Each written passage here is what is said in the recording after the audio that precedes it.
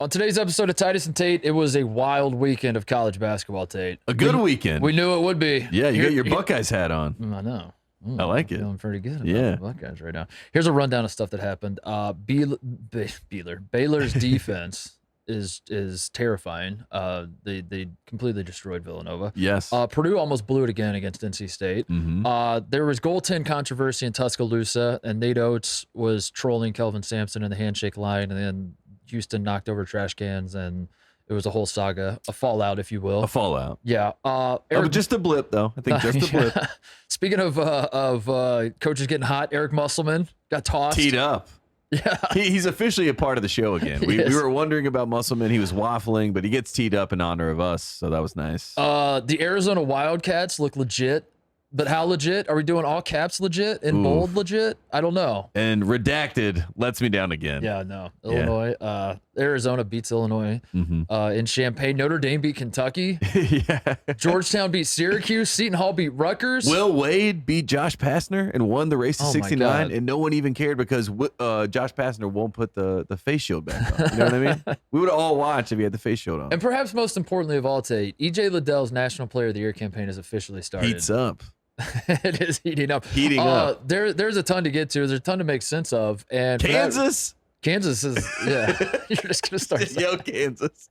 Tate is just gonna read off the Ken Palm rankings today. He's just gonna be like Gonzaga. Yeah. Woo. Houston. Yeah. Looking good. How about Duke, huh? You guys remember them? Man. To make sense of everything going on this weekend, because we're too stupid to suss through all this. We need help. We need a national guy. Yes. And that guy is Andy Katz. He's joining us on the program today to talk a little tiers, maybe. Talk a little frauds. I don't know if we'll get into that. Talk, whatever comes up with Andy Katz. This is his first appearance this season, so we're excited to get that going. And he's contractually obligated to come on this program now. Yes.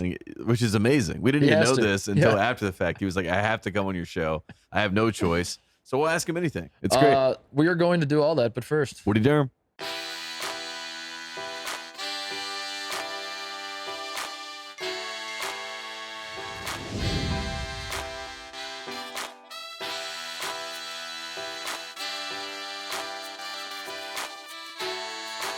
All right, before we get started, I want to plug YouTube.com. I don't know if you've heard of this, Tate. This website that Chris Vernon was plugging on our show before. We are, as we're going into the holiday season, I wanted to just let everyone know that come January, I believe we've talked about this before, but I just want to double check with you. I guess we probably should have done this before the show. We're gonna go live, right? We're going live in January. We're doing live shows in January, are we not? From our YouTube, Jim? Sure. Yeah, we are. So go to. That's the plan. We're going to go live after MLK weekend, probably. Yeah. Once things really start heating up in these gyms. Start heating up. We're gonna. They're not heating up yet? They're not heating. Well, they're heating up, but they're not heating up. The weather's not cold enough for you outside? The action's not heating up? Honestly, it's been cold in LA this week. I'm supposed to play golf tomorrow. It's going to rain, 100% chance. Have you ever seen that? Like, I haven't played golf in years, it feels like. Because all I do is do podcasts. 100% chance of rain tomorrow. But yeah, it's going to be heating up in January 22nd. I feel like that's when we were talking about the date to go live moving forward on Titus and Tate. Right, and if you go to YouTube/Titus and Tate, you can subscribe to our channel. Yeah, we're about a month away, so go do that. And I like that's top of your mind, though. Yeah, I'm excited. That means that you're locked in on the season. Yeah. Well, when we go live, it's going to be fun because anything can happen. That's the point of like a live show. That's what makes it fun. That's what makes it like I don't know. Every time when we did live shows in March. It was terrifying. That's when I had to watch like Ohio State's season come to an end. On you wanted to go. You were saying cut the feed. Yeah, it's great. It's great. I love it. It's anything can happen, and it makes me sweat like crazy. Lauren Michaels figured this out about 47 years ago. Anyway, go check that out. All right, let's get into what happened this weekend, which is where do you want to start with all this? Is it Baylor Villanova? I think that's what stands out to me, certainly. Yeah, I think so, because we've talked about in this program who has the belt, who is the best program in college basketball, and a lot of people would say, hey, Villanova. 2 titles within the past 6 years now, I think is where we're at. However you have to extend that out. Yeah, just keep 2 titles in the last 7 years, 2 titles in the last 8 years. We're just going to keep doing it. Just keep doing that. And then you got Baylor, of course, coming off a national title, coming off the disrespect by the mainstream media. Baylor did win the national title last year. I think people forget. People forget. And they also forget that Scott Drew was actually confirmed a good coach. Yeah. So now he's got his team rolling. Like you said, they play great defense, and they embarrassed the Wildcats in this game. Embarrassing. Yeah. Yeah. They punked them. And reminded us why they won the national championship, and it's because of the defensive end. They are. It is staggering. I got to ask Andy about this because Scott Drew, I remember vividly the like 2010, they went to the Elite Eight that year. 2012, they go to the Elite Eight. Mm-hmm. They lost to Duke in 2010. Yeah. And 12, they lost to Kentucky, I think, in the Elite Eight. So they lost the national Blue champions. Bloods. And now they're New Bloods. Yeah, national champions, too, in the Elite Eight. Yeah. You know what I mean? Yeah.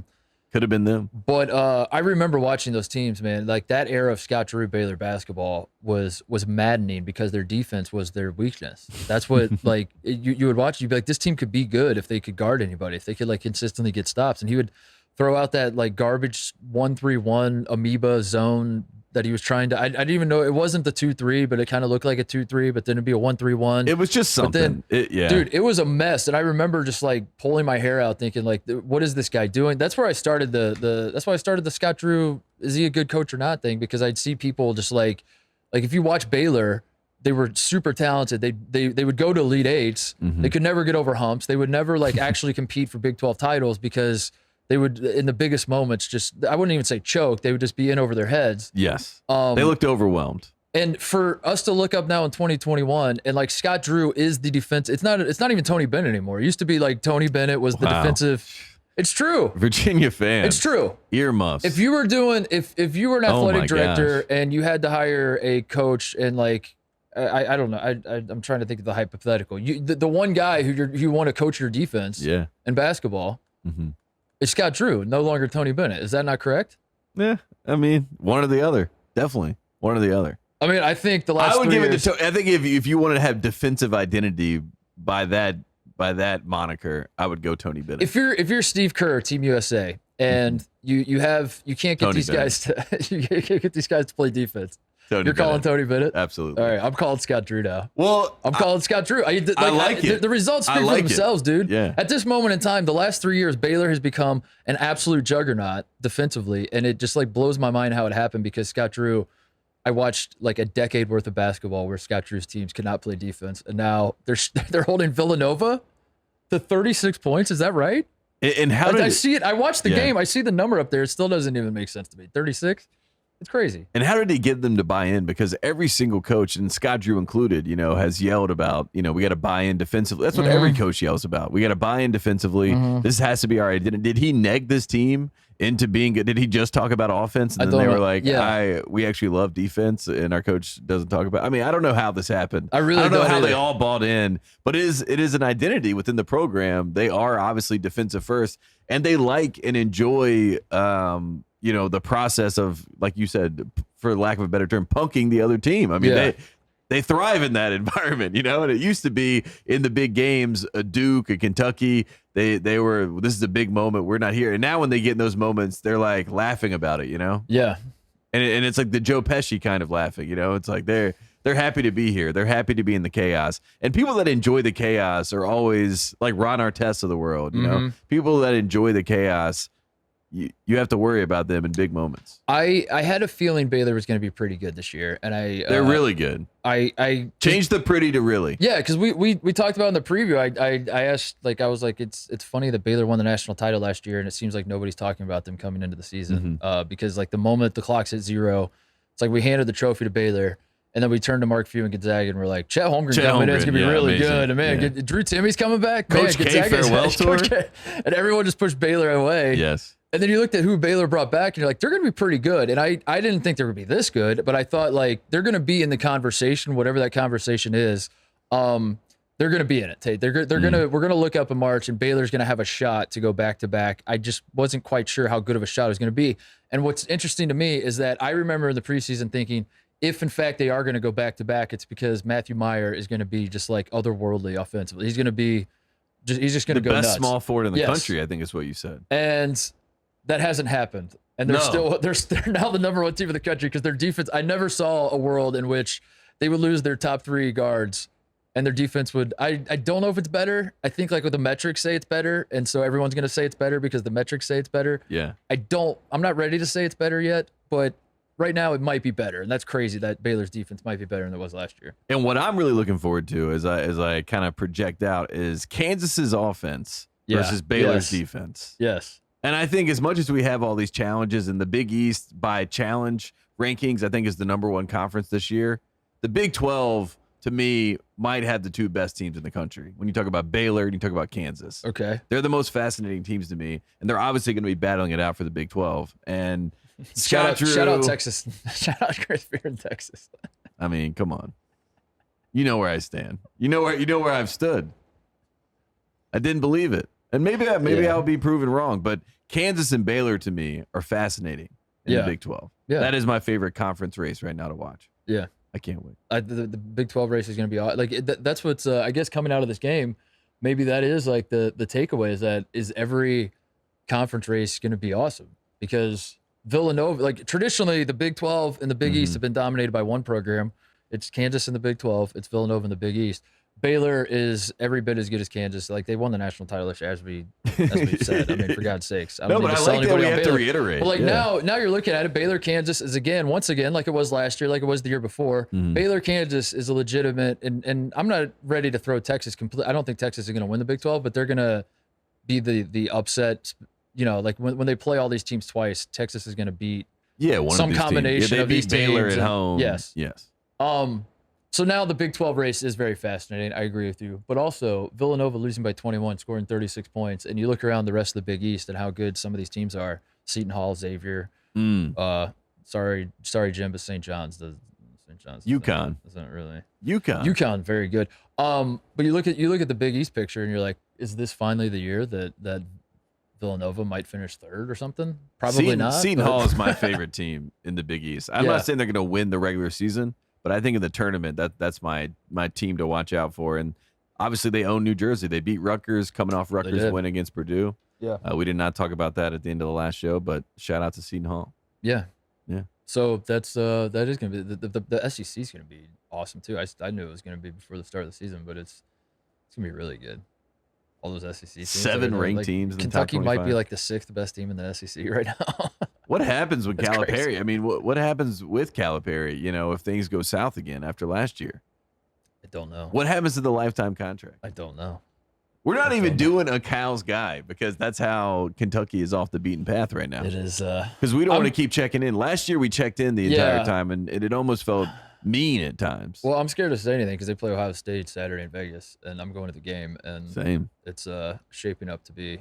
Remember, people forget, John Calipari said Chris Holtman and Ohio State were the best team in the country I know. The last time they faced each other in Vegas in 2019. Yeah, that's right. And then Ohio State season just fell apart immediately after Cal said that. Pac-12 is going to be awesome too, by the way. This was my other takeaway from the day or for the weekend. This hurt UCLA, by the way. Villanova. How is that? Oh, because Villanova sucked. Yeah. Okay. Not in a big way. Not in a big way. Before we move on to the Pac-12, because I want to talk about Arizona, Illinois, but are you worried about Villanova? Like Villanova has definitely positioned themselves. Now their 3 losses, to reiterate, are at UCLA, Purdue on a neutral court, and at Baylor. That's why I'm not worried. Yeah, you're not necessarily panicking, but man, they really do seem to get the benefit of the doubt with the AP voters that like it's Villanova, it's Jay Wright, they'll be fine, whatever. Like any other team, if their jersey said, I don't know, pick any other team, and they scored 36 points, they're falling out of the top 10, aren't they? With 3 losses this early in the season, but Villanova, like everyone seems to trust them. I'm worried because I don't think they have like top tier talent. Like I think like they'll be fine, quote unquote, and that they're gonna be good. They still play Villanova style basketball. They're gonna score a lot of points on a lot of teams. And Gillespie and Justin Moore are great, but like if you're stacking up this Villanova team with the best Villanova teams in this run that we're in with Jay Wright, in terms of like individual talent, Justin Moore is probably gonna get drafted at some point. I don't know anybody else on this roster that I'm confident is like definitely going to be in the NBA. Gillespie might get picked up by somebody. It has to be Slater. Yeah. Brandon Slater. Yeah. That's the only one that I look at and I say like he maybe if he takes a leap, this team is in a different conversation. But right now they're not in the top 5 conversation that we originally thought they would be when they played UCLA at the start of the year. Right. During that game, if I'm not mistaken, the announcer said this could be a national championship preview. Yeah. I don't think that's the case anymore. No. Unless Slater really takes a huge leap. which I don't think is going to happen. It's like unfair, slated, or expected. But I think you see Villanova on the chest, and you see how much they pass the ball, and they play great offense. And you talk yourself into like Jay Wright's going to get the most out of these guys, and they're going to But I think what if the most out of these guys just isn't that his second round? Yeah. You know what I mean? Mm-hmm. Like, I don't think that they have that. I think that Colin Gillespie is your second best player. Colin Gillespie is a very, very, very, very, very good player. Dare I say, great college basketball player. College player, yeah. He's basically Ryan Arcidiacono. And if you're making the comparison between the teams that Ryan Arcidiacono was on and the teams that Colin Gillespie is on right now, Ryan Arcidiacono had Josh Hart to play with, Jalen Brunson to play with, Mikal Bridges to play with. Ochefu was awesome for those teams. They were loaded. Yes. And Colin Gillespie has Justin Moore, and then it's like if Justin Moore is not, if he's not hitting tonight, it all falls on Colin Gillespie, and I don't like that Villanova finds themselves in that position. Which is why they can put up 36 points in a game. Yes. Because when they start getting the pressure, and Gillespie has to basically do not only the facilitating but the scoring, and he's got guys up in his grill trying to pick him up full court. I mean, it's a lot to ask of him. I'm not out on Villanova as a team in terms of like I think they're going to suck. But I am out right now in terms of national championship. Yeah, agreed. Yeah, which I think they would agree. I think if Jay Wright was here and he was off the record and no one would ever hear it, he would probably say that. I think if I'm a Villanova fan, I come away from this weekend readjusting my expectations of this team. I think that you hope you can win a national title, but like I don't think you're looking at the rest of the season saying like we should make the Final Four. And once we get to March, you guys could totally be that team that nobody wants to see. That is the 2, 3, 4 seed range. That if you're the 1 seed and they're your 4 seed, you're like, damn, we're gonna play Villanova. Yeah, we got to get past Nova. Ugh, that's a bad draw. I mean, you could be that team. You could be that team, and that's more fun than having national championship expectations. But that team doesn't win national championships. Is the problem, of course. So that's where we're at with that. Let's talk about Arizona real quick because. That was another huge takeaway for that. The two takeaways for me were like Baylor went from like, wow, they're really good. And man, wouldn't it be funny if they repeated?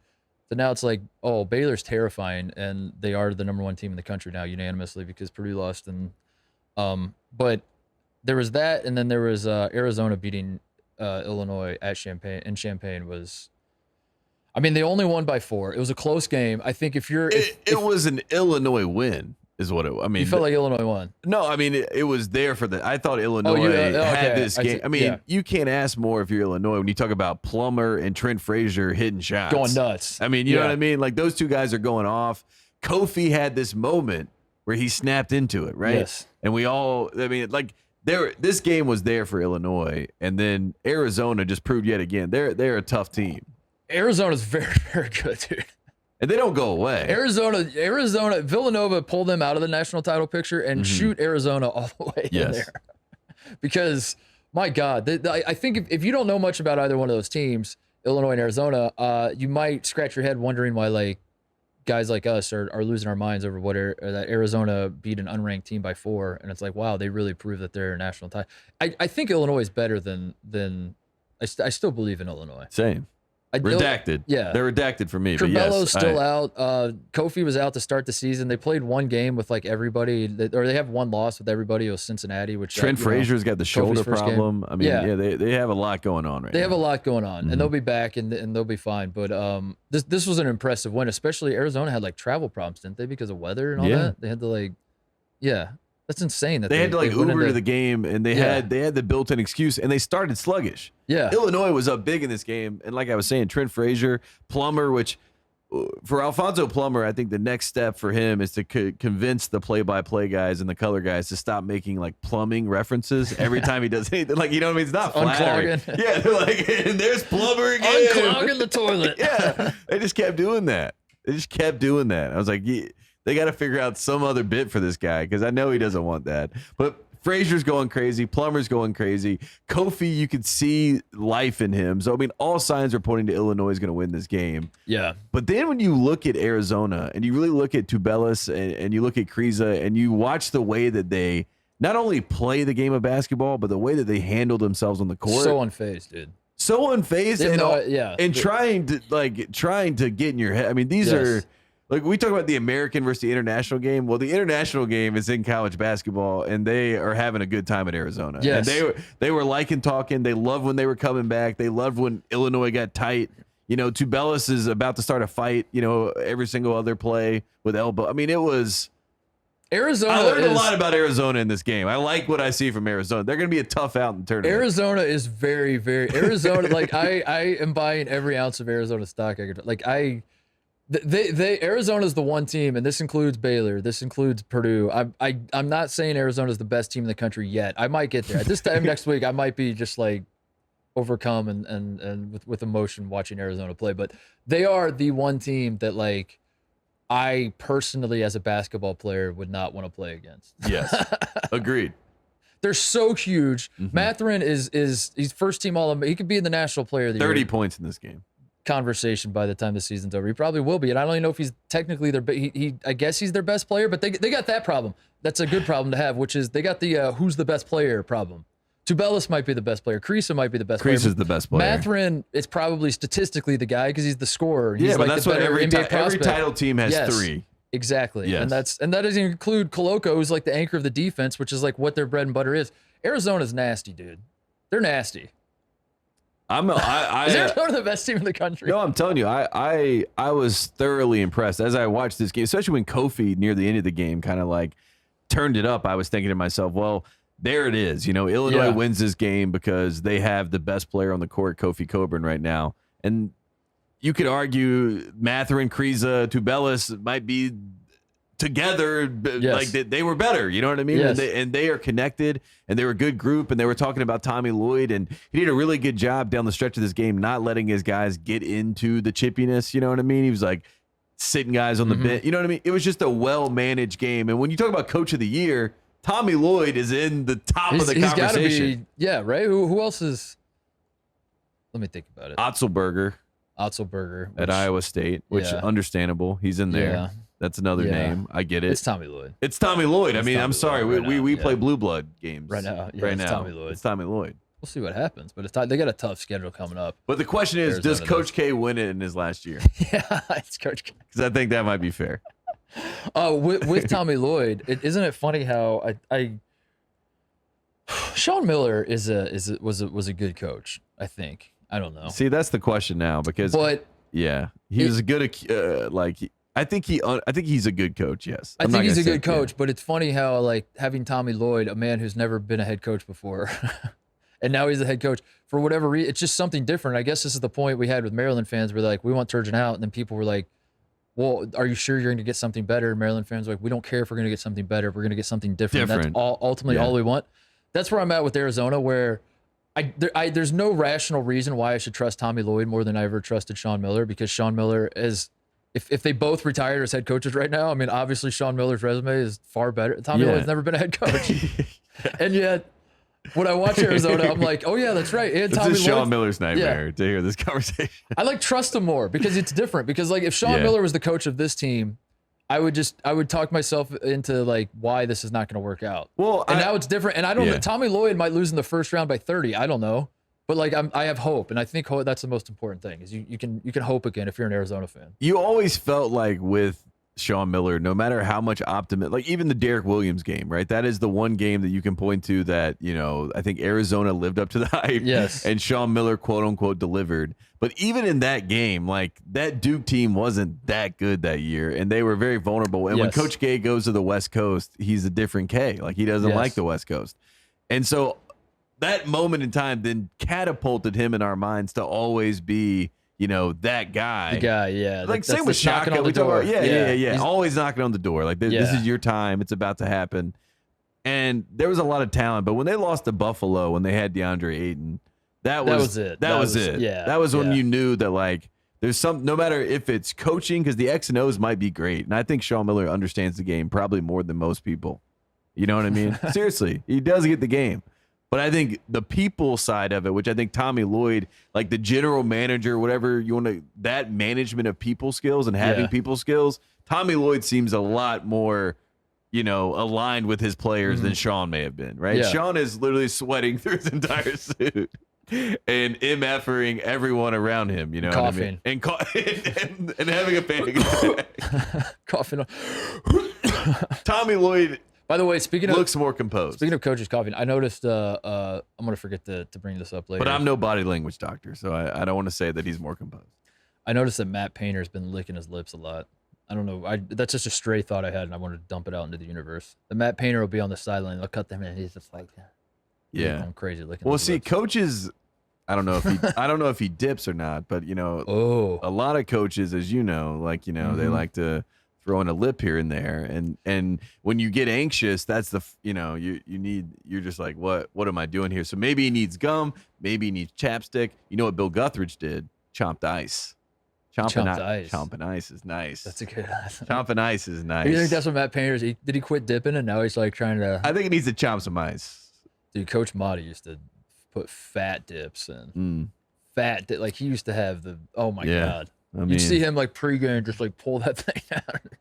Yeah. I don't know if he dipped. He wouldn't dip during the game. I don't think. No, he would. Yeah, he would. Yeah, of course. Yeah, he would. He would just do it. Would just get smaller though. Yeah. He would be like smart about like. When you dip, you dip everywhere. Yeah. Just let people, Yeah. And you're embarrassed. You don't want to do it in front of it, but you dip everywhere. That's a fact.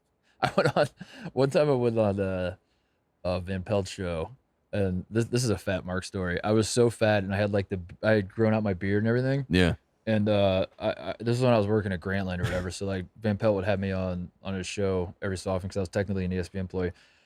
And you get away with it. I remember one time posting on my Twitter or Instagram or something like the clip of me on Van Pelt's show, and the guy just straight up emailed me. A guy sent me an email that was like, "Dude, I've been a fan of yours for however long. Whatever, but I gotta say, man, it is so unprofessional and disgusting that you would dip on national television." I've never dipped once in my life. I just had such fat cheeks. You just looked the part. You look like a guy that'd be dipping. I mean, you hate to get profiled like that. That's like Jim in the suite. You know what I mean? Yeah. You get profiled as a drunk guy. You're like, I'm not a dipper.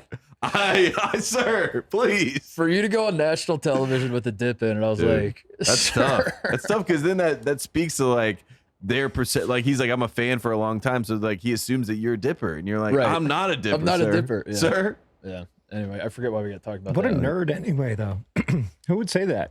It's actually kind of cool if you went on national TV. Yeah, like, honestly, with the dip. Yeah.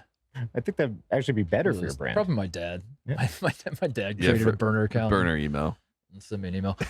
Anyway, the takeaway about Arizona is that they're very good. And they have a stretch coming up, though, I wanted to point out. Starting December 22nd, they play at Tennessee, who Tennessee is... I can't figure out how good Tennessee is. They play elite defense, but my God, they can be a disaster. That Texas Tech game was one of the worst basketball games I've ever watched in my life between two quote unquote good teams. So they play at Tennessee on December 22nd. They're at UCLA on the 30th to start conference play or the December 30th. Yeah, December 30th. That's when I'm flying back to LA. I need to watch that game. I know that's what I need to see. Yeah. Then at USC on January 2nd. No, I'm going to that game. USC is the best game. Is the best team in the country, and that will be the best. Yeah, Bill Titus said that might be the best game. And then they are January 8th at Arizona State, who's not that great, but it is a rivalry game. Anything can happen. Throw the records out. It's a rivalry game. 4 straight road games. We will not talk about Arizona State on this program. We won't, but that's 4 straight road games for Arizona coming up, and all of them are you can see ways they could lose them. Mm-hmm. So 2 for 2. Check back in January 8th, and if they go 4-0 on this stretch, it's I'm just I don't know what I'm gonna do. I'm gonna just cancel the season, give Arizona the title because I'm gonna just go nuts at how good this team is. Do you think that we cared so much about this Illinois era, and I'm trying to dissect my own brain because of the 05 game? And 01? Yeah, just because of the history of it. Maybe. I think that, like, as I watched this game, it felt like a big game. You know, I know we joke about how the announcers are like, this is an NCAA tournament. Like, during the UConn St. Bonaventure's game, which we got to talk about that because Woj was calling it. But at one point, they said, this feels like an NCAA tournament game. I'm not even kidding. But this did feel like an Elite Eight game. Like Elite Eight, you're saying? I think it felt Elite Eight. It wasn't Final Four. It wasn't national title. But it felt Elite Eight. It felt like 2 really good basketball teams that were throwing haymakers. And Arizona's the tougher team. They really are. They're the better team, too. And I think they're just flat out better team. And I think it concerns me about UCLA winning the Pac-12. Oh yeah. I obviously am. I think Arizona huge waving that flag. I think Arizona should be the favorite to win the Pac-12. I'm not going that far yet. I am. I'm willing to go that far. Johnny, put me on record. Johnny, I would never do that to you. I think Arizona should be the favorite to win the Pac-12. That is a fact coming out of my mouth. I'm happy to say it. You know who could make the decision on that? Andy Katz. Is he here? Oh yeah, he's around here. All right, let's get Andy on. Yeah, let's get Andy. All right, joining us now is a true friend of the program, maybe perhaps the best friend of the program. That we have. I like that, best friend. Who comes on the show very regularly. This is his first appearance this season, Tate. Yes. There's been a lot going on. We're about a month into the season. A lot of chaos happening. We've had 4 different #1 teams. We are struggling to make sense of it all, Andy, and that's why we're having you on. Andy Katz joining us now. Well, thank you. I've actually felt a little bit like Cinderella, like I've been shoved to the basement, and ignored, because basically I don't understand why my number's not been ringing from you guys over the last month. There's a lot to discuss, but I'm going to let that in the past. I am wearing a Pac-12 shirt, if you can see it here. Yeah, what happened? You're done with the Big Ten? Big Ten's out, Pac-12's in? No. But I think I'm the only one that I could tell that had Arizona #2. Oh, okay? And it's funny. I get the old takes exposed that I didn't have Arizona as a tournament team in the preseason thing I did down for the NCAA down in Atlanta. But that was right after the Pac-12 Media Day when Tommy Lloyd told me, maybe he was sandbagging me. I don't know what I got. I don't know how good we're going to be. Work in progress. So he was I didn't think it was crazy not to think they would be this good, because I was basing it on my conversation with him. Obviously, he either was not telling me the truth or wasn't wrong, or was wrong. I was definitely wrong in that prediction, but it didn't matter. It's preseason. Now I'm all in. That win against Illinois, big time road win. I think they're playing as well as any team in the country. Baylor deserves to be 1, obviously, but that's why I put Arizona 2 at this juncture. This is music to my ears, Andy. We just got done talking about Arizona and Illinois, and I looked Tate in the eye and I said, I think Arizona should be the favorite to win the Pac-12, even more so than UCLA, the team that that came into the season, with national title aspirations, and so far has done nothing to necessarily get rid of those aspirations. And yet Arizona is so good out of the gate that I think Arizona should be the favorite to win the Pac-12. Do you agree then, obviously, right? You have them at #2. I do at this point. At this juncture, yes. I want to see UCLA whole before I give a firm judgment. But I would also throw this at you. For all the negativity toward the Pac-12 that is deserving for their losses below the top 3, I think if you take the top 3 of the Pac-12 versus the top 3 in the ACC, and I don't know who 3 is. Okay, I'll give you Duke, Carolina. I would take the top 3 of the Pac-12 versus the top 3 of the ACC, because I think Arizona, UCLA, USC all have second weekend potential. And if you get to the second weekend, you can get to the Final Four. I take the top 3 in the Pac-12 against just about anybody other than maybe the Big 12. Yeah. Honestly. I think so. Yeah. Which is why all the Pac-12 hate, especially after the tournament last year, we were so confused about, Andy. And that's maybe why we had to wait a month, because we thought that the people would stop, but they haven't. They continue to attack the Pac-12 despite Arizona, despite UCLA. And Coach Titus came on this show, Andy Katz, and said that USC is the #1 team in the country. Yeah, my father believes that. Yeah. Yeah. So he doesn't get paid. Well, they keep winning. They're undefeated. Yeah. And I will say this, that I think those games, USC, UCLA, those 2, and then Arizona against both of them, I think are going to be some of the best conference games that we're going to see of any league in the country. Look, as good as the Big 12 is, once again, Baylor, Kansas, elite. Yeah. Who's #3 in the Big 12? Very good Big 12. No doubt about it. But Texas still hasn't won an elite game, if you will, a peer game. So we got to wait for that. Texas Tech looked good defensively against Tennessee, but that was an awful offensive game by both schools. Oklahoma's been up and down, good wins, bad losses. So I still think jury's out on that 3rd team in the Big 12. Big 10, obviously Purdue should be, the best team. And then after that, I like the depth.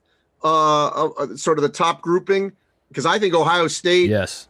right now Yes. probably number 2. Wow. And I think EJ Liddell, if I had to vote right this moment, I think he's the National Player of the Year. Oh my goodness. Get Andy on the show more. What are we doing, Jim? Why has he not been on? We should have He's him been on waiting every for this. show. This is honestly worth it. This is amazing. This is great. This is so good. Speaking of, we've mentioned Baylor a little bit. They are the defending national champions. They are the unanimous #1 team in the country right now. So I guess maybe we should talk about them a little more. We opened the show discussing that performance against Villanova, and I made the comment, Andy, just how mind blowing it is to watch Scott Drew. A Scott Drew team now where his teams are defensive minded to a level that Baylor plays the best defense in the country year in and year out. And it blows my mind because I remember a time in 2010, really it was that 2010 to 15 run of Scott Drew at Baylor where defense was their weakness. That was that would drive me nuts. I'd watch Baylor basketball and they couldn't guard anybody and they were just zoning. They were zoning and it was like a mess of a zone. Alley-oops and zones. Yeah. And you're the guy that has all the scoops, all the behind the scenes stuff. And you told us that Scott Drew and Mark Few play pickleball or whatever it was, or BFF and all this other stuff. His head. Genius. What is the explanation as to how Scott Drew could be a Division I head coach for all these years and have garbage defensive teams, and then all of a sudden, the last 3 years, he's the best defensive coach in college basketball? Well, I do think we have to credit the players too, that the mindset of a Davion Mitchell and a Jared Butler, guys that were not recruited at the high level, who are basically instilling that hunger, that intensity, playing every possession like it's their last. And we're seeing that now, obviously, with them trying to, be professionals. And that has carried over to this group, because it's crazy. James Akinjo is on his 3rd school and he's bought in. Yeah. He's not this unbelievable defender, at Georgetown or Arizona. But now you get into that Baylor culture, and the fact Villanova 37 points. I mean, that's just mind blowing. That game was so lopsided on the defensive side that Villanova couldn't do anything. I don't remember the last time I've seen a Jay Wright coach team be completely flummoxed like that. I got to ask about the team that has #1 next to their name right now. And obviously it was a very short period of time, but they played NC State yesterday in Brooklyn. And Andy, I don't know I was there. You were at that game, Andy. And you obviously didn't watch it, but I was there. Yeah, there was I did watch it, Andy, but I watched with mute. So I didn't, I obviously didn't hear you. But I did see some of the worst inbound plays at the end of this game that I think have ever happened in college basketball history, and it got me worried about Purdue. Are you worried about Purdue at this point, or are you still waiting to hit the panic button? Because luckily they go to overtime. Luckily they get things together. Stefanovic kind of comes to life a little bit. But when you look at Purdue, are you worried in any sense? Because I'm getting to that point, especially after this NC State game. Yes, and I'll tell you why. And I say worried in the sense of them winning the championship. Yes, not that's what I'm that asking. Have a great season. That's what I'm asking. Yeah, so I just want to put that in context. Yes. Because I think they'll have a great year, but can they win the title? My concern for them is strictly on how they handle pressure, because I saw it against Iowa.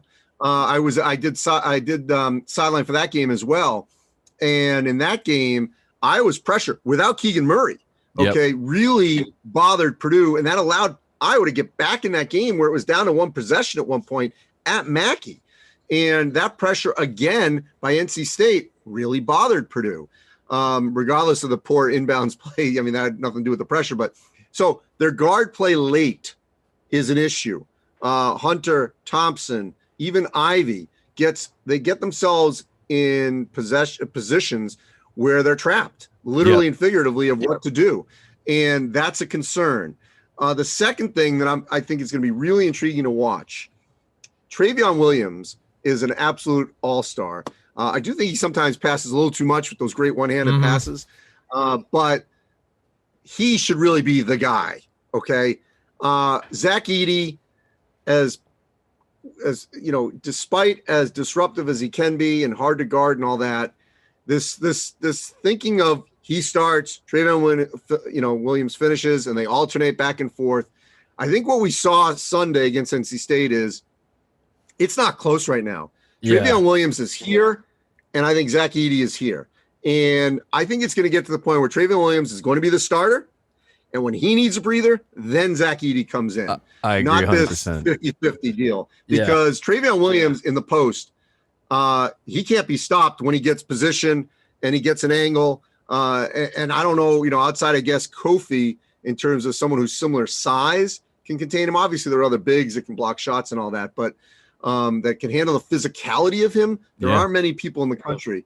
And that, I think, is going to be really intriguing. At what point does Matt Painter decide, you know what, this sounded, nice and all that, but I got to go with the best player and play him the most minutes and start him and finish him. This is why I love college basketball more than the NBA, is because if the Purdue was an NBA team, they would just like trade Zach Edey for draft picks or something. For a vet and draft pick. You can't do that in college. You're stuck. You're like, we have a problem. It's a good problem. We have a lot of talent on our team, but it doesn't mesh like we need it to. And I don't know. He's gonna have to figure that out moving forward. So Tate brought up Purdue. I want your expertise. What's that? Do you agree with my point at all or no? I do agree with you. I think like it. Travion played 33 minutes and Edey played what? I guess if you're making the argument against this, you would say like Travion is playing well. Like, what if he's playing well because he's like found that role where he can come in against second units and off the bench. I'm not saying he's not talented. He's all American good, but like maybe that's a good spot to have him where you bring him in off the bench like this. It's working. Maybe if it's a situation where it's working for him right now, don't touch anything and let it roll. But it didn't work Sunday because they got off to such a poor start. Well, they get so down. Yeah, it's like they get behind the 8 ball and then he has to come in and save them. So it's kind of like a catch-22. Here's what I know. I'm glad I don't have to make the decision and we can just talk about it. And we just watch what Matt Painter does. And then like, if it doesn't work, we call him an idiot. Yeah. that's how it works. I like being in that seat. Speaking of Purdue's panic status, I panic button status. I made a list. I want to do rapid fire with you of some schools. Whether you tell us whether you're hitting the panic button or not, and we can rip through these as fast as you want here. Villanova, let's start there with what you've seen so far, especially this past weekend losing to Baylor by so much. Yes. I kept waiting for them to win, a big time game. Obviously right now their best wins are Tennessee and Syracuse. But inside is a big question mark. And I think there are going to be teams that they're going to run against that it's going to be a problem. I mean, I think the physicality of a healthy UConn, Adama Sanogo, and Seton Hall, Alexis Yetna, those two teams are going to cause problems for Villanova in the Big East. All right. Villanova panic button. Kentucky. Look,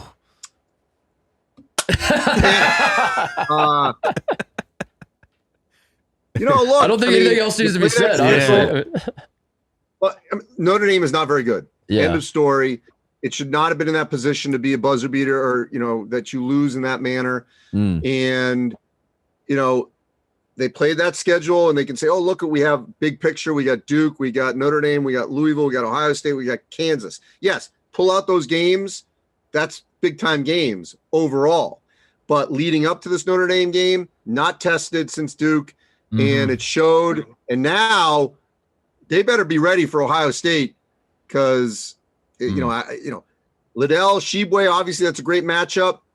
Although I think Kyle Young and his physicality and Zed Key can cause problems for Sheboy, allow Liddell to cause even more issues. So it's going to be really interesting to see how they handle that game. I'm scared to pile on Kentucky too much because they have Ohio State coming up, and that's just asking for trouble on my end to bury Kentucky. It is strange because Mintz was their leading scorer last year, if I'm not mistaken. He's an afterthought, and now he's the sixth man, I guess. But like you said, he's more of an afterthought than the sixth man. All right, moving on. Gonzaga. Oof. Not panic for winning the league, even though the league is really good right now at the top. But panicked for winning the championship and getting the Final Four, yes. Yeah. Because their guard play is just not what it was last year. Suggs was elite, unbelievable passer, great defender, great hands, and Joel Ayayi, that experience they're missing. So Andrew Nembhard is very good, not the same. Rasir Bolton, not the same. And then the freshman, the same deal. So I have definitely concerns their guard play to win a championship. Well, and that's all that matters at this point with Gonzaga. That's the one thing they have left to do is win a championship. Who cares if they win the WCC? Boring. Get it out of my face. Seen it before. Michigan. Are we panicking about the Wolverines? Yes. Yes. I felt good about them beating San Diego State, even though it's not a great San Diego State team, but they look good in that game. But, I'm big on Ben Johnson, Minnesota, what he's doing, but you still lost at home by 10. Yeah. Their second halves, Arizona and Vegas, at Carolina, home Minnesota, disastrous. Defensively, they're just not the same team. Staying in the Big Ten, Illinois. No, I'm not panicking because that's how we feel too, Andy. They have literally not had one game with their full roster, not one.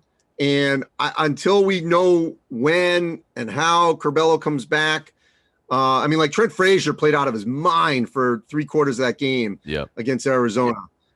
So no, I'm not panicking yet. But although I will say this, I think, as I said, Purdue, Ohio State, then it's probably Michigan State and or Illinois in some order in terms of your top 4. Okay. All right. Texas. Yes. Press it. Yeah. Press it. Once again, they've had 2 games now at Gonzaga early, hard game, obviously. Seton Hall, hard game on the road. But they got to start winning these games. Yeah. They got Stanford this weekend. They should beat them. Yeah. Let's see. At least show an identity. They just feel like they have no identity as a team, right? I mean, I know familiar faces, right? A lot of pieces. I don't know if they fit. Yeah. Last one I had for you, and you can take as much time as you need on this one to really think about it. Memphis, the Memphis Tigers. Oh, are you hitting the panic button? Oh my God. That's like if we had a button from Willy Wonka and they went down into the river, they would be on their way down that chute. No, let's be honest. They are not a tournament team. They're not an NIT team right now. Yeah. They are in serious trouble. Obviously, as it stands, as we speak, they have to win the American tournament. Now, they still have opportunities, obviously, but even if they beat Alabama, as an example, that's one. They got to climb out of that hole. And Houston is elite. By the way, sidebar, Houston, Alabama guard play from that other night. Those are the kind of teams I think would really bother Purdue, by the way, the way those guards play. Yeah. So Houston elite, in the American, SMU is pretty good. Are they going to be the second best team? Yeah. There's, maybe. I like SMU. But there's not a lot of opportunities, is what you're saying. For Memphis to get some signature wins to boost them back up. No. There's not a lot of chances. In year 4 for Penny. No, sure is. with 2 number 1 Larry recruits. Brown. That'll be interesting to see how those meetings go with Larry Brown. He's got to be really frustrated. So yes. Answer this for me. If you're setting the expectations for fan bases, who is in a national title or bust mode right now? How do you see it in that regard? Like we're a month in. If say like as an Ohio State fan, I'm not going to be crazy and say like it's national title or bust with the Buckeyes. We're playing well, but like that's ridiculous. We're not that good. Mm-hmm. So who is that good, Andy? Who are you saying if you're a fan, you should expect your team this year at this point in time to win a national title? Besides Coach K, because that's obvious. Yeah, obviously Duke has the talent. Yeah. So they're in the conversation. As we speak here, 5 weeks into the season, Baylor, Arizona, Duke, UCLA, yes, Purdue. Okay. All right. I think Ohio State has a chance if they get Justice doing that. You're doing. I don't like what you're doing here because you're setting a bar at such a height that like if we make the Elite Eight, now all of a sudden we're failures because we made the Elite Eight. Come on. Did I say Gonzaga? Of course, Gonzaga. Gonzaga, yeah, they're in there. Yeah. But the beauty of what you just said, but the way you phrase that question, the beauty is that the only school that might feel the pressure of that, believe it or not, well, actually, I would say maybe the only 3 schools, because I didn't say one, I just thought of. The only 3 schools that might feel that pressure are Gonzaga, because you got Chet Holmgren, okay, who came to try to win a title. Purdue, because Travion Williams, this is it. You know, he came back for this reason. Jaden Ivey, he's going to go to the league. Yeah, a lot of stuff. And the third one that, because you quizzed me off the top that I blanked for a second, is Kansas. Kansas is good enough to win it, obviously, and they're senior laden. Ochai Abaji came back for this. So those would be the only three where I think within the locker room, they're like, hey, this is where we're expected to do this. Yeah. Because the other schools are like, whoa, suddenly we're in this conversation. You know, Ohio State. Right. Alabama. Alabama. Thank you. Baylor, Arizona. You know, UCLA, I'm sorry. They would be part of that as well. They came back to win the title. So, true. So I'm sorry. Rephrase. UCLA, Gonzaga, Kansas, Purdue. Those are the four that expected to compete. I'm throwing Duke in there. Duke has to be in there. Coach K's final year. So the five, that's your starting five. That's my starting five. Throw Duke in there. Starting five. Throw Duke in there. All right. Fine. That's your five that expected. What Maryland? I like that. What Maryland coaching search thoughts do you have to share with us? Oh, that's good. Where do we stand? Because we're excited. Well, first of all, since Tate did not watch it, I had a very emotional interview with, for him, not me, Danny Manning after the game Sunday. I love Danny I was Manning. surprised, kind of taken aback that he was very emotional. I mean, literally lips were quivering, and he was holding it back. Wow. That's my coach. It's been a real rough week for him. Personally, you know, former teammate, good friend, Mark Turgeon brought him there, and he did not expect this. He told me day of is when he found out from Turge. Wow. So emotional for him. Could he get the job? I will never say never. And I think the best example of an interim getting an elite job that wasn't expected was Steve Lavin. They had that great run. I think they made either Sweet 16 or Elite 8 that year at UCLA. So never say never on the interim. Secondly, you have to think, okay, Damon Evans, who are his connections? You know, where does he go? I don't know that yet. Thirdly, Maryland Tree. There's really only one name, and that's Juan Dixon, and I can't see from Coppin State to Maryland. Maybe gets an interview, kind of like Earl Watson did at UCLA, but doesn't get it. And then you think, okay, are they going to go with the hot name at the end of the year? Are they going to look for someone Baltimore related, even if he went to Duke? Johnny Dawkins. In that area. Tommy Amaker.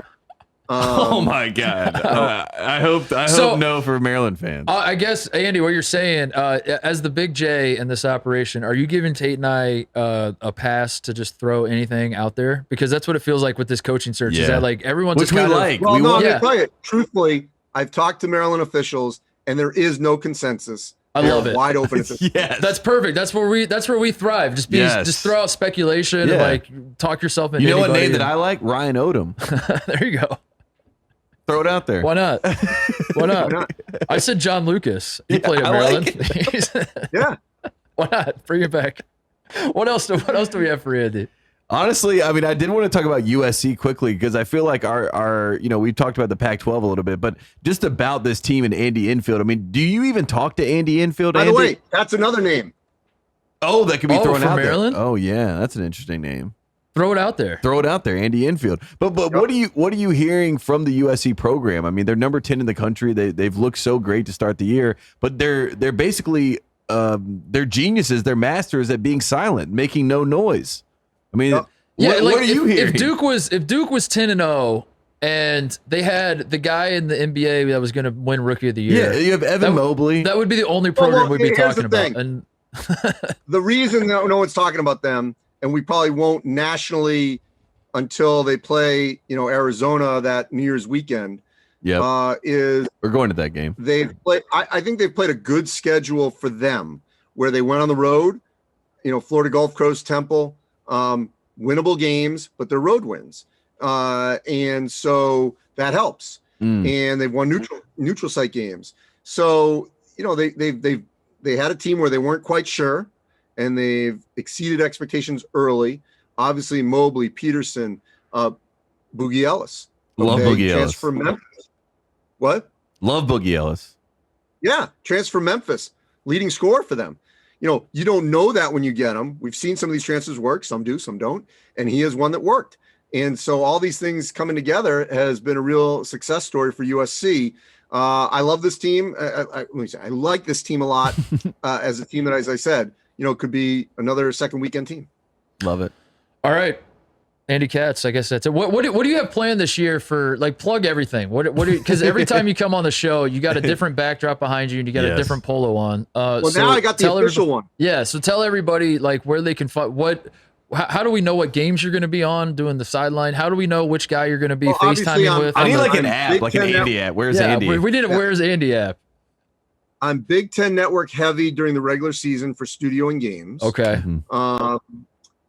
Then obviously digitally, you can find me foxsports.com. Yep. On the app and here as well. Nice. And then, you can also find my stuff obviously at NCAA.com, March Madness, as well as doing stuff for various conferences and things of that nature through digitally, just to continue to do interviews and get my, I love doing it because you're everywhere, Andy. That's the way to put it. You're everywhere. But I like doing it because it allows me, it almost forces me to talk to coaches in the Valley, the America East, and the A10 and the WCC and all that. So, it spreads me out, yes, but at the same time, I get a chance to really catch up with everyone and forces me to do it. And I like actually talking to people, as you can tell. You're the best in the business. God, we should take notes from this, man. What do you have planned for the Coach K farewell tour? You got anything cooked up? All I know is I will be there March 5th. All right. Nice. Are we going to be there? No. We're going to go to Chapel Hill. One. Yeah. All right. Andy, you're the best. God bless you. It's good to have you back in the fold. Often. Yeah, we're going to. Yes. We had to let the season sort of build. Like, we saw your take about Arizona not being good this year, and we had to kind of give it some time give people time to forget about it before we had you on. So no, you're going to be a regular. You are a regular. Everyone knows that. So best you're back friend in of the program. fold. And hopefully, no promises, but there is chatter that I may have a cameo in person sometime later in the season. Oh, wow. Oh, wow. All right. Well, there we go. Andy, you're the best. Take it easy, man. Thanks, Andy. I hope the higher ups heard that. Me too. All right. Thank you to Andy Katz for coming on. Man, He's great. It feels like the season has now officially started, Tate. Like we always wait until that moment of when do you declare that the college basketball season is underway. It's when Andy came on. When Andy Katz comes on Titus and Tate. And was yelling about the Pac-12 and loved it. A couple cleanup things. Number one, we asked him if if Kentucky fans should panic. I realized we never actually said yes or no. Andy made like a very emphatic smashing a button. He smashed. He did an air smash, but if you were listening on the podcast, you would have heard us react as if he said something, but he said nothing. No. He just smashed the air. But for the record, for those of you taking notes, trying to figure out who should be panicking or not, Kentucky was a very emphatic yes in the eyes of Andy Katz. A smash. Yes. A smashed yes. And then the other thing I had written down, I was going to ask him because I was prepared to catch him off guard, what feels more real to you, the E.J. Liddell National Player of the Year campaign or Arizona's national title hopes? And it feels like Andy Katz believes in both of those things, and that's why he keeps coming on the show, because he and I are aligned. We both love Arizona. We both love E.J. Liddell. I love that man. Big Ten guy. As long as I agree with Andy, I love him. The second he comes on here and starts spouting nonsense, no more calls. Get him out of here. No, I mean, Andy, surprisingly, when Andy comes on, it is like it's like for us to dump our idea, like what we've seen, we dump on Andy, and then we get Andy's professional take on our takes. It's like college basketball Shark Tank. Yeah, exactly. We're pitching him ideas.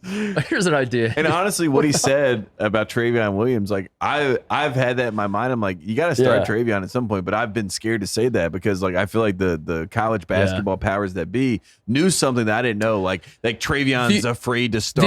The only thing I would say about that, and I could have said this, I guess, to Andy, and we could have fleshed out. I like that you waited. I don't know this to be true or not. I just devil's advocate here. What if Zach Edey, his mental makeup or whatever is he thrives better when he's starting? Well, if you bench Zach Edey, he's done. Well, you're not getting that's what I thought people knew. I thought people knew that Travion either didn't like to start because of some sort of mental makeup problem, or Edey had to start because of some sort of mental makeup. Or it doesn't have to be a negative. It could be a positive of Travion. Yeah. If you bring Travion Williams off the bench, that guy does not care at all. He just is he's better. Whatever. I'm better. I'm fine with it. Do you want to know a great example of that in the NBA? Derrick Rose. They can't start Derek. But if you watch the playoffs, who's the real point guard of the Knicks? Derrick Rose. Yes. But they don't start him because mentally he's like removed himself from being a star. He's like, I'm a role player, even though he has superstar so talent. if you start him, then you have to ask him to do things. Now he has to do star player things. And I wonder if Zach Edey, if cause Matt Painter can talk to Trayvon Williams and say, we're going to bring you off the bench. And Trayvon's like, cool, whatever it takes to win. And I wonder if the conversation with Zach Edey would be different, where Zach Edey would be like, did I do something wrong? Yeah. Do I suck now? Yeah, he and then, loses his confidence. Yeah. Yes. Where Trayvon Williams will not lose. I don't know if that's true or not, but that is something that maybe Matt Painter knows that the rest of us don't. Yeah. So like if moving forward, Zach Edey still starts, I don't think that Matt Painter's an idiot. Because he might know something that we don't. As with most things on the show, I dare to say they might know something that we don't know. I dare to say. I'm not sure. It happens rarely. But where a coach knows his team more than I know. Yeah, but honestly, coach, give me a call. Shoutouts closeouts, I guess. We could wrap this thing up. Can I start? Because this is kind of a story that I felt like we probably should have started with, or not started with, but we should have touched on and had a little bit of a conversation, which was the Alabama Houston game that was ended on a controversial no call on the goaltend. Which, first of all, where do you stand on it, goaltend or not?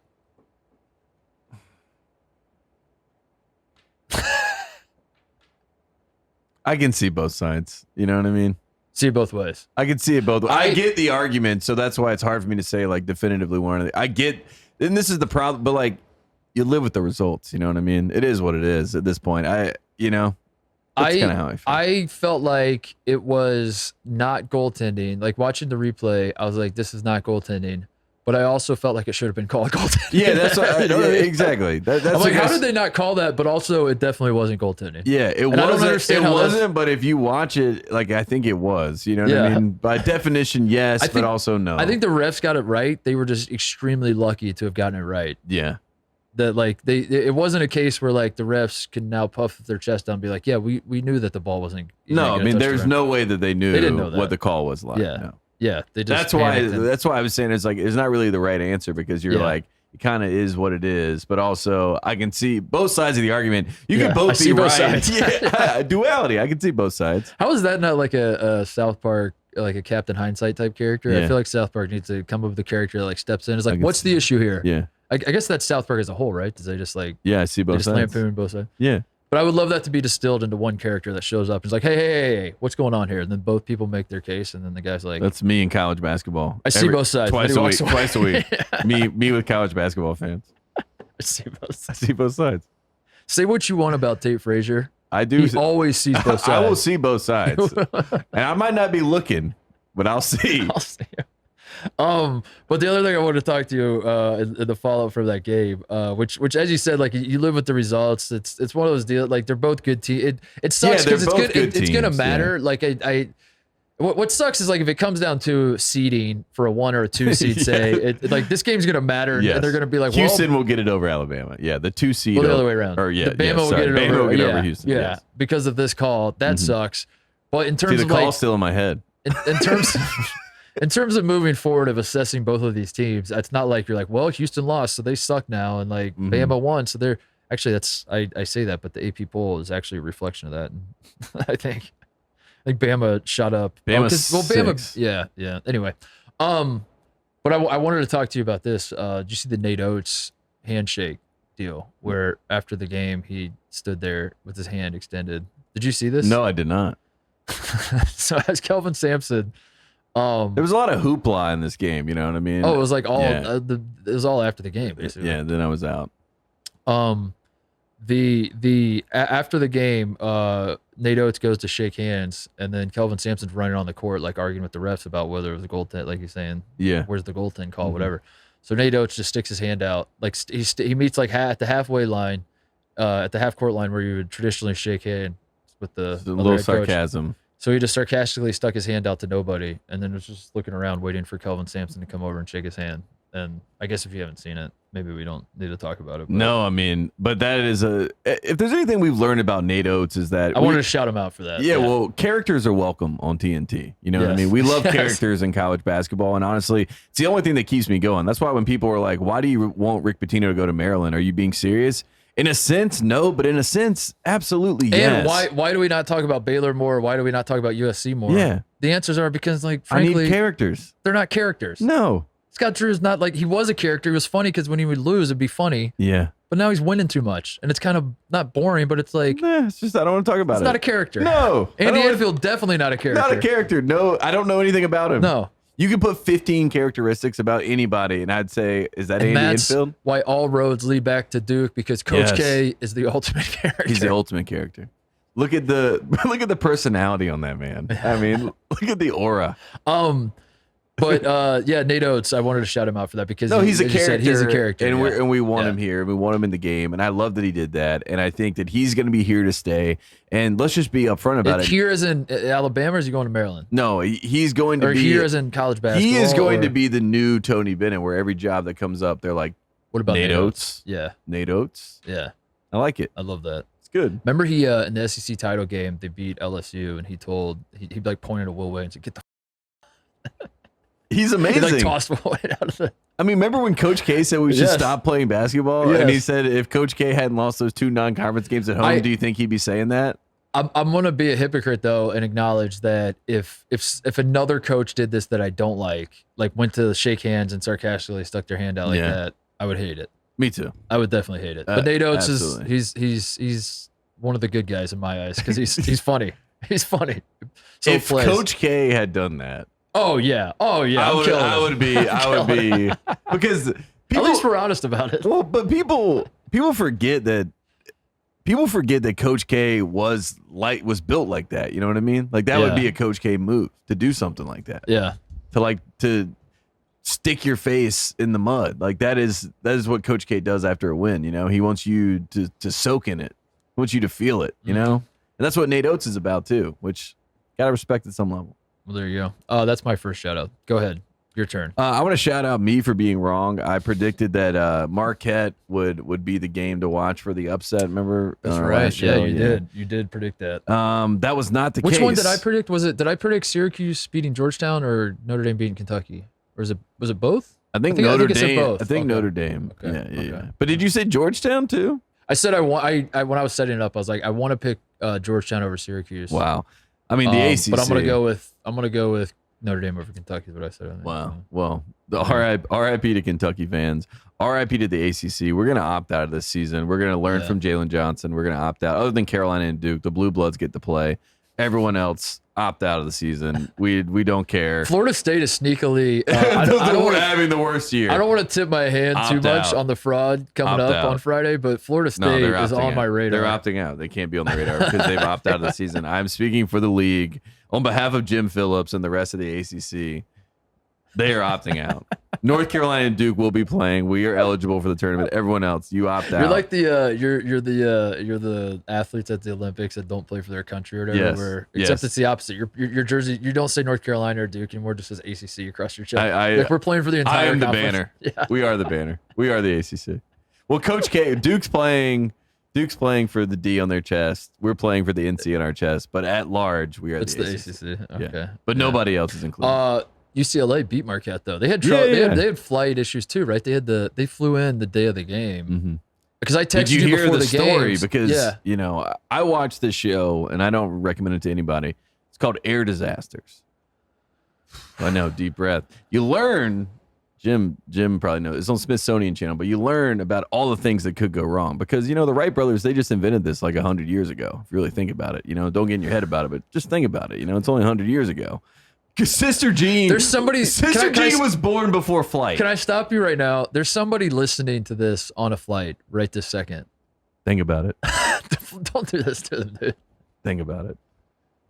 But anyways, they get a rock hits or something in the air hits their windshield, cracks the windshield of the airplane that they're on, and they have to emergency land. Which things like this happen all the time in the air. Yeah. So and I texted you the day of these games. I said it's steadying it because Arizona had weather issues too getting to Illinois, and they had to and we had weather issues getting to St. John. So like we've actually lived this experience, so we can relate to the players.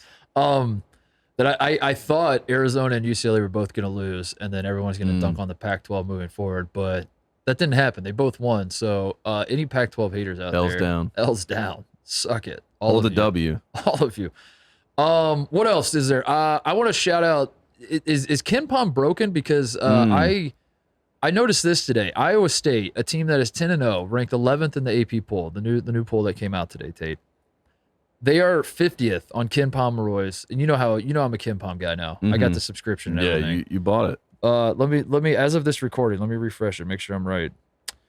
Yeah, Iowa State 10-0, ranked 50th.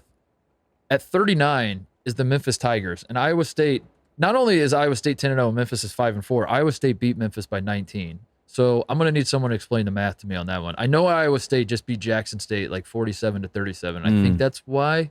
I think because they scored fewer than 50 points against Jackson State, that hurt their algorithm. But I don't understand the algorithm. So this is a call out more than a shout out. Someone explain the algorithm to me. Explain the algorithm. How is Memphis 11 spots higher than undefeated Iowa State when they played and Iowa State beat them by 19? And Iowa State is 11th in the AP poll, but 50th on Ken Palm. Explain it. So there you go. Show us the formula. You know what I mean? Yeah. That's my only Show problem. your math. Show your work. Show your work. That's Ken you Palm probably wanted to be a does. math teacher once upon a time. He probably does. There's probably a tab you can click on and see how it comes on all of it. Well, don't click on the tab. I'm not even talking about Ken Palm. I'm sure he does show his work, but everybody else, show your work. You know, that's all I can ask. Especially when it's affecting people's paychecks. I love that. Just show your work, right? It's people's livelihoods. On the library. Yeah, I mean, I saw there was like a video of Norris Cole. I was like, of all people to be talking about this, Norris Cole was like, I hate analytics. Like they're ruining the game of basketball. Which, like, you know, you get what he's saying, which is like the Morey ball, like the layups and threes. Yeah. It takes away the mid range. It takes away the mid post. You know, you understand what he's talking about. But just the way like the visceral anger that he had, as if like there is like the Wizard of Oz, you know, and it's like There's the a analytics. conspiracy to No, there's like a group of people that like we are the analytics. we are. There's 12 people. Us 12 But I together think are known as that the group, that the analytics, I think they should show their work. That's all I'm saying. Show their work. I want to shout out Danny Manning, as Andy told us, got emotional. Beat Florida, and in doing so, Tate, the stat will blow your mind. Danny Manning now has as many non-conference wins against ranked teams as the head coach of Maryland, as Mark Turgeon has. And Mark Turgeon was there for how long? 10 years? Well, Insane, right? One. And people want to like dunk on Maryland fans for wanting to get rid of this guy? I don't understand. First and foremost, I said on the show that Maryland fans in February were going to have the moment in time where they say, oh man, are we going to hire Danny Manning? And Andy Katz came on our show and confirmed it. So all the Maryland fans that are upset with me, it is what it is. And what did Danny Manning do right when you put him to task? Gets a win against a ranked team and lets you know what it's like to actually coach a basketball Florida team. sucks now, though. Shut up. Don't talk about that. It's not about that. It's about Danny Manning, a man who came on the show and not 2 weeks later got fired. That's true. We did fire Danny Manning. We fired Danny Manning at Wake Forest. We were the Titus and Tate dump, and usually we like to be a bump. Yeah. And that's why we owe him this coverage. Steve Forbes then came on the show after he got hired at Wake Forest. Got the bump. And we gave him the bump. Wake Forest might be the third best team in the ACC. They really might be. No, I'm not even kidding. I say that, and you think I'm joking. But Virginia Tech's not in. Wake Forest might be able to opt into the season. North Carolina, Duke have opted in. Wake might be on the verge. NC State, if they had beaten Purdue, they would have been able to opt in. Their third best team in the ACC is. Oof, what if it's the Big Four? What if it's all my schools in North Carolina? Is it a 2-bid league? I think it's a 4-bid league, and it's all the North Carolina schools. Just Rhombus? us. Just us. The research it's the research rhombus. Put them in. It's the only teams that we can trust. What else is there? Shout out to Tony Hawk. I don't know if you saw this. Tony Hawk was in North Carolina and was apparently just like at random coffee shops in North Carolina, and there was this whole story about it. And Mistaken identity was there something like he's famous for those, right? Of like people saying you look like Tony Hawk. Yeah, and exactly. like, and then he did this whole thing, and then it was like a whole written up. It was a great time, you know, where it was just like, oh, Tony Hawk's in North Carolina, but you know. I love that Tony identity. Hawk still has cachet. Yeah. Still. Oh, dude. I mean, love because that. think about it. Every He's kid a in the legend. 90s, He's a we all legend. played Yes. Tony Hawk. You know? I still do. Yeah. I mean, I still play it all the time. yeah, you and Kyle still play it. Yeah. That's the thing. Yeah. I love it. God, I love Tony Hawk. There was a rumor that he was going to skate the SoFi Stadium, by the way. What do you mean by that? I don't know. That's just what the rumor was. What do you mean? I didn't know what they meant because Is I went to this- SoFi and I was like, that looks like impending death. Is this like Bart Simpson jumping the what did Bart Simpson jump the canyon? Yeah, some canyon. I don't know the name of it though. Yeah, but Snake very Canyon? evil Knievel status. Snake Canyon? Yeah. Tony Hawk skating the SoFi Stadium. That was a rumor that was going around. I don't think it's true. But that's the Tony. I just want to shout out Tony Hawk because he's the best. And when he gets thrown into your life, like with this whole North Carolina mistaken identity thing, you have a great Who's time. Tony Hawk's college basketball team? It's probably San Diego State. San Diego right? State, yeah. Yeah. He's Feels a San right. Diego guy, right? Yeah. Yeah. All right. Cool. Did we solve that? San Diego Moving on. He dresses like a San Diego State fan. You know what I mean? Yeah, Like, they all dress yeah. like the skater. I mean, it's just like the perfect. Like it would be a great time for him. You Remember know? when we were there on campus and they had like skateboard lockups, like bike racks, like Yeah. skateboard racks to the game? and then they had skateboard lanes, not bike lanes. They had the sidewalk, they had the road, the sidewalk, a bike lane, and then a skateboard lane. Yes, there were 4 lanes Yeah. I was like, on a wow, where is this on a place? 1-lane street. Amazing. Quickly, I'm going to shout out Xavier, crosstown shootout champions yet again. Travis Steele went back to Dana's. I don't know if you saw this, Tate. He's done this the last few years. When he beats Cincinnati, he goes to Dana's, the bar, the big Xavier bar where all the Xavier fans go and get wild. And he dropped $3,000, I think, this year on the bar tab. And the reason it was funny to me is, do you remember last year when he did this? And then like 3 days later, him and like a handful of guys on the team tested positive for COVID. Yeah. And it was like the most. Wood. So this year I noticed he did wear like a gaiter and he pulled it up over his face, and I just thought that was funny. That I like, think the last Gators year- have been banned as like applicable mass. I think so too. But it just the visual of him like Yeah, that's why I think it's even more funny that he's like, this is his option. I think it removed all doubt in my mind because last year he got COVID like 2 days after going and doing that, Yeah. and I thought like that can't be a coincidence. And this year seeing him do that, it removed all doubt that that was definitely what happened last year, right? So there's that. I want to shout out man. who else? You said Kansas beat the hell out of Missouri in the border war. It's back. That's awesome. Great to have the border war back and to be a 40-point blowout. Everyone loves that. Colorado State's 10-0. I want to shout them out. The Rams. They're 10-0, ranked for just the 4th season in the history of Colorado State basketball. They're ranked now, so 10-0, and they got Is that a Pac-12 update? It might be. They got Alabama coming up on December 21st too, so keep an eye on that. Nice. They haven't even been in the top 20 since 1954, Tate. So there you go. If you're looking for a fun little story of something that doesn't really happen, I know often, the all-time leading receiver for Colorado State in football, Dave Anderson. Really? Yeah. How does he feel about the? I mean, I literally, as I sat here and you said that to me, I was like, I need to text Dave and congratulate him on the Rams. And he goes and he replies, "What is it again? What are we doing? What are we good at?" Oh, one more shout out. Patrick Baldwin Jr., Milwaukee, who went to play for his dad. He's averaging 16.5 points, Tate. He's averaging 7.5 rebounds. He's averaging almost 2 assists, 1 block, 1 steal a game, putting up pretty good numbers For his dad. Milwaukee is 2-7, and their 2 wins against 2 of the worst teams in college basketball. So I want to shout out Patrick Baldwin for signing up to do that instead of going to Duke, because he could have gone to Duke. And he could be on Duke right now with Paolo and Keels and Wendell Moore. And Duke would actually be a I don't know if an he would absolute have. wagon. Would he have played on Duke? That's the question. Would he have played on Duke? Yeah. Joey Baker's taking his minutes? Come on. That's what I wanted you to say. Okay. I just wanted you to say Joey Baker was taking his minutes. All right, that's it. You got anything else? No, that's it. Shout out to Joey Baker. Shout out to Coach K, the Coach K farewell tour. It continues. It churns on. Duke has not played in quite some time. 2 weeks. Yeah, they haven't played since they played They you guys. opted out after Yeah. Ohio State beat him. So pretty smart, savvy play. Shout out to Andy Katz back in the fold. Yeah. We're excited for that. Yeah. We will see you guys Friday.